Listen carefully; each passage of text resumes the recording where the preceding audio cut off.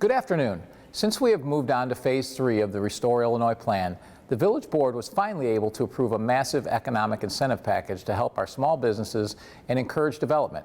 You may be asking, how does this help residents? The revenue generated by our business base is what allows us to provide a high level of service and also pays a high percentage of the property taxes to our schools, fire district, and the village. All of these incentives are performance-based. Sharing a portion of tax revenue is better than not receiving any. The specifics were discussed at the board meeting on Monday night. So I'm going to speak a little bit, and some of this is just to educate people. Since we are on video, they can go to this and understand everything that we've passed here and kind of give a summary. There were some towns giving people their own money and that they have to tax them to recover from. We were busy trying to solve some other problems. So we developed massive medical programs. We continued to advertise for our businesses that were partially open, and we worked really hard to try and get portions of our economy reopened.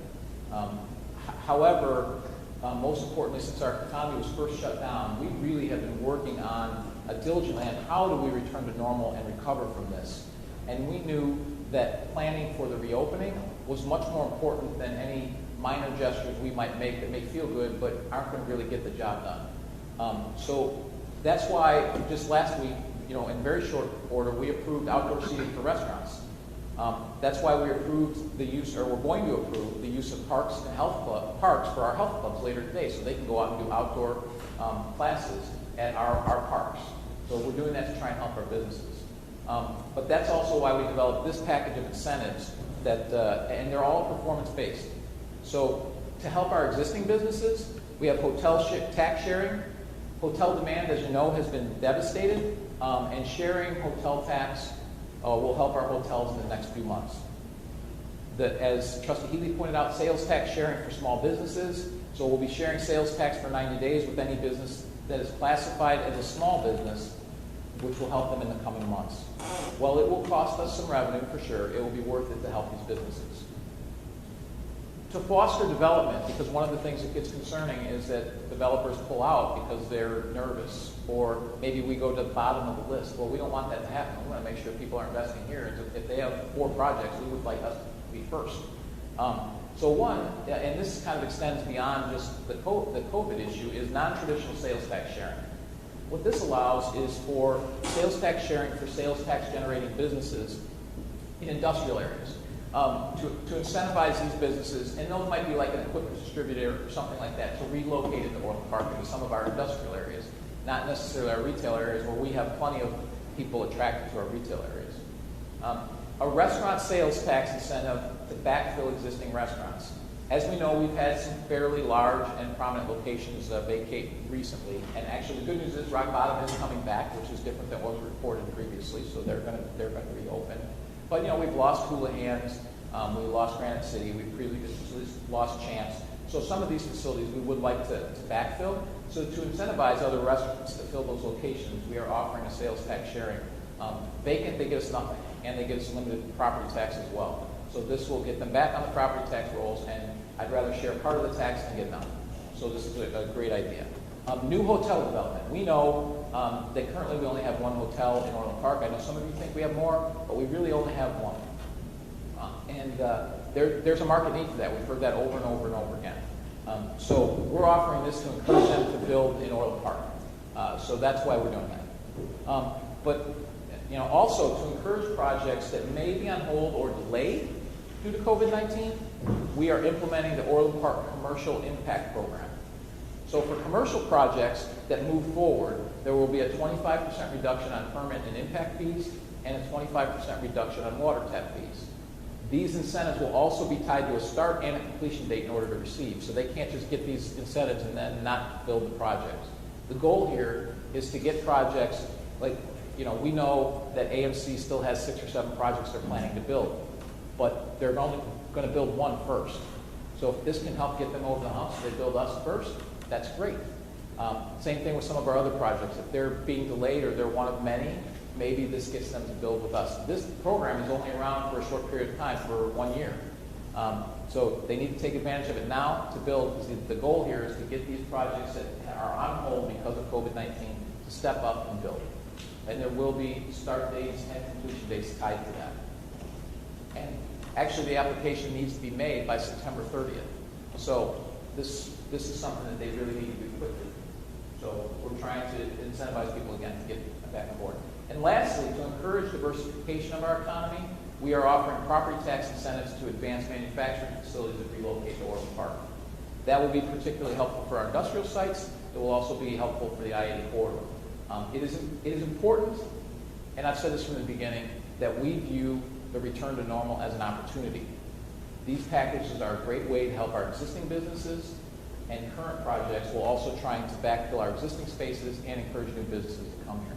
So I applaud the village board for supporting this. I applaud staff for putting this together. And we've been sitting on this for some time. We've been working on this for some time because we've been coming up with these ideas since the start, just waiting for the opportunity when we started to reopen. Call the roll. Trustee Moran. Aye. Trustee Kessler. Aye. Trustee Patton. Aye. Trustee Garrett. Aye. Trustee Calderon. Aye. Trustee Healy. Aye. Mayor Pico. Aye. I also wanted to update everyone about what is going on with COVID-19. The metrics that we have been tracking continue to show that the virus is declining even as we have continued to open. The percent of positive cases in Illinois has decreased to below 8%, as it has here in Orland Park. The number of daily new COVID hospitalizations in suburban Cook County has dropped to single digits as well over the last week. At the same time, the number of people using ICU beds and ventilators have been declining for over a month, while the amount of beds and ventilators are no longer an issue. If these numbers continue to improve over the next week, it is the board's unanimous position that the governor allows the state to move on to the next phase. This was discussed Monday night. The first thing that we asked for in this resolution is for the governor to allow indoor seating at restaurants at a reduced capacity. As you know, this board, last meeting, passed an ordinance to allow restaurants to use their outdoor seating to help them add capacity upon opening because we knew it would be limited. The governor thankfully followed our lead and allowed restaurants to open with outdoor seating with social distancing. And while this helps, it's not enough because he didn't allow them to open indoors, so they can't open in a fiscally sustainable way. It makes no sense that socially distanced tables outside are okay, but inside they're not. We've also asked for the Restore Illinois plan to be based on the 11 emergency response regions rather than the 4 current regions. It makes no sense for Orland Park or any other municipalities to have their return to normal based on the events in the city of Chicago. Look at the events of this weekend. Same thing. Even the city of Chicago is ignoring the governor's Restore Illinois plan, and they're using their own timeline and not the timeline of everybody else. Additionally, we are asking for the movement from phase to phase to be based on 14 days rather than 28 days. The CDC, the World Health Organizations, and all expert guidance recommends 14 days. Every other state is using 14 days. We've repeatedly asked the governor to provide us with the rationale and expect guidance, and expert guidance he is relying on for the 28-day threshold. To date, he has not provided this. We are also asking for Restore Illinois to provide guidance for our vulnerable populations and our long-term care facilities. We've already talked earlier at the COW about how 50% of the deaths are in long-term care facilities. The state is absolutely responsible for regulating, which we also talked about at the COW. This has been a failure of the state to date, and the state does need to fix this going forward. Moreover, to move to the last phase of Restore Illinois, we need to have a vaccine. According to the plan, we need to have a vaccine, which we may never have, a treatment, which we may never have, or eradicate the virus, which most certainly will never happen in our lifetimes, since mankind has only eradicated one human virus in history, smallpox. We have tried engaging our legislature and were ignored. We have tried engaging the governor and he has not responded. It is time for the governor to listen and engage the local leaders. The governor is not expected to know what is best for every community in Illinois. If Chicago is allowed to do whatever it wants, why are the other communities any different? This leads me to the next item we discussed. While Chicago has received money directly from the federal government, the rest of the municipality's funds were distributed to both the state and the county for them to distribute to us. The board discussed this as well. Have routinely called out the federal government for not providing aid to the state of Illinois and or not providing aid quickly enough. We heard the state was not being provided enough ventilators. However, the federal government provided ventilators and most were never needed. The federal government also built a hospital at McCormick Place, but most of those beds were never needed. The federal government provided funding for expanded unemployment benefits, but the state has failed in processing these benefits, leading to several residents without the aid necessary to meet their basic needs. As noted in the most recent executive order, as of last Friday, the governor stated that the federal government has provided over $22 billion in aid in businesses via the PPP program.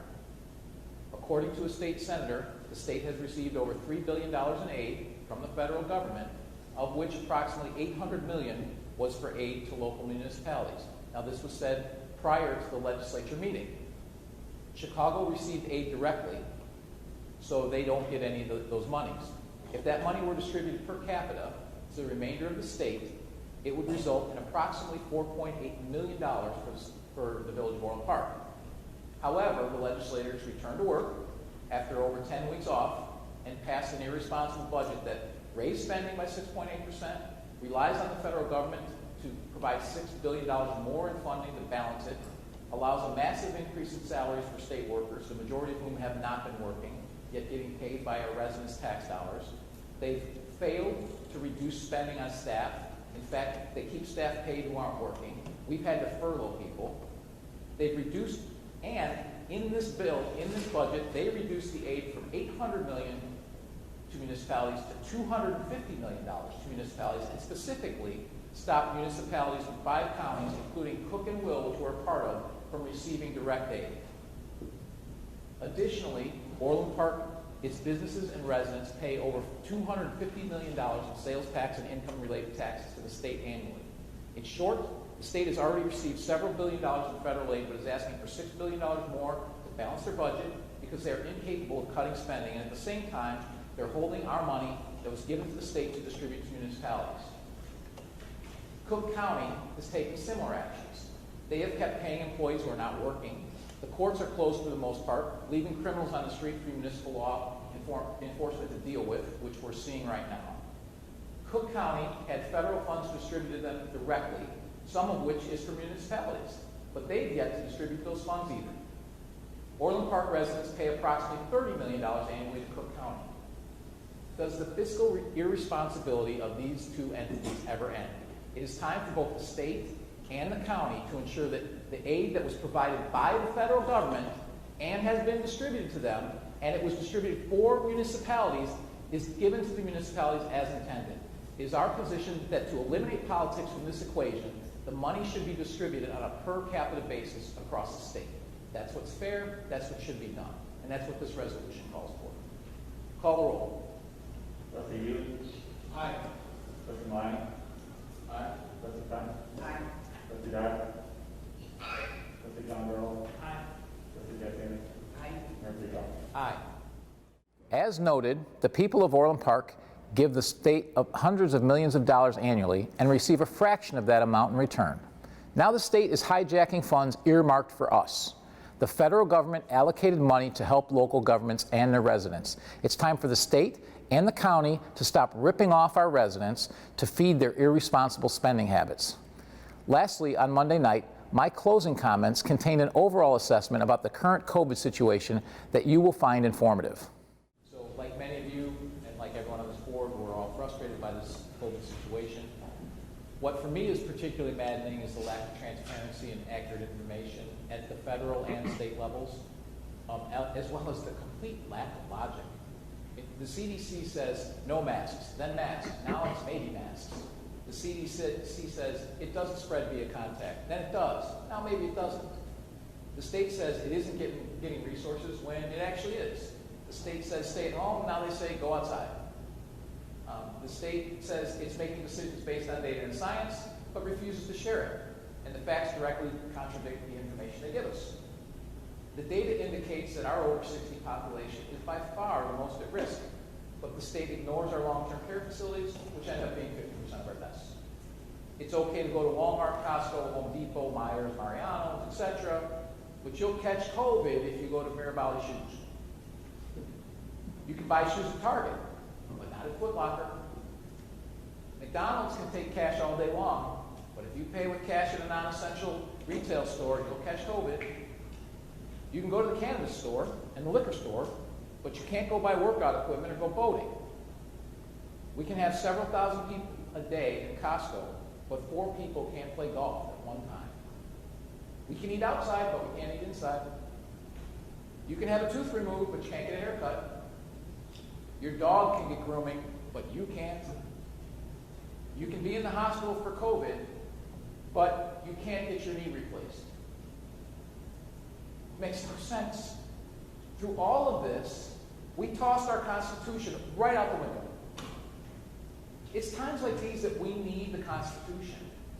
And it's precisely why it was written. Falling back on the Constitution forces us to take a measured approach, which was precisely what was needed. And we did not take a measured approach. At the end of the day, though, people deserve the truth. It's okay to say that you don't know the answer or that you're not sure. I'd rather have that than masks, no masks, maybe masks. Just stop BSing us.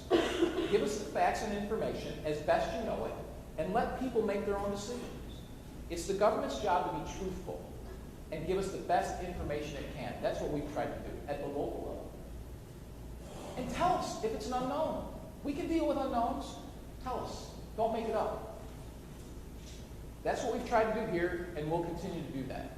Because all of Orland Park, for the most part, you've demonstrated that when you're informed, you try to do the right thing. Now that many businesses have opened, I want to reiterate the need for those of you who are over 60 or who are immunocompromised to stay at home until we fully reopen, hopefully in about a month. COVID-19 remains a significant health threat to those of you that fit these descriptions. I also encourage our long-term care facilities to remain vigilant and follow the procedures you've been following for the last couple of months and improve upon them. I recommend that everyone observe social distancing wherever possible and continue to pay special attention to personal hygiene measures. Also, please disinfect surfaces regularly, like you've been hearing. Doesn't hurt. And it's our efforts to be conscious of spreading this and all viruses that will help make our return to normal more expeditious. It is important to note that the guidance by IDPH for Phase 3 of Restore Illinois Plan are presented as guidelines. Nobody will be an expert in these guidelines, and our businesses will do the best they can to follow these guidelines to the best of their understanding. I know it can and will be confusing for both businesses and individuals. Please be patient. A reminder that the Village of Orland Park has approximately 3,000 businesses, and there is no way that the Village, IDPH, or anyone else knows all the intricacies of all of these businesses. Please don't take it upon yourself to play the Restore Illinois police. Do not call us and don't ask us to do it either.